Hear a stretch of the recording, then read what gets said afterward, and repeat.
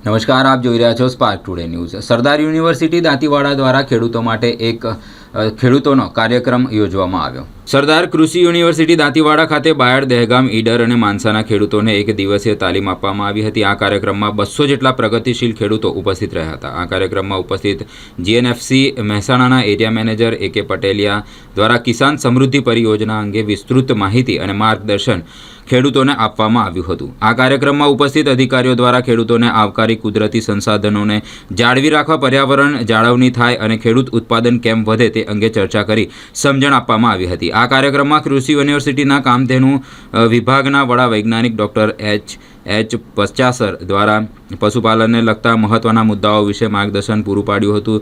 તેલીબિયા વિભાગમાં વૈજ્ઞાનિક LD પરમાર દિવેલા અને રાઈના વિવિધ પાકની જાતો વિશે પ્રશ્નોનું સમાધાન કરી માર્ગદર્શન પૂરું પાડ્યું હતું। આ તાલીમ કાર્યક્રમમાં આયોજનથી તમામ ખેડૂત ભાઈઓને આધુનિક ખેતી વિષયક માહિતી મળતા તેઓના ઉત્સાહમાં વધારો થયો હતો।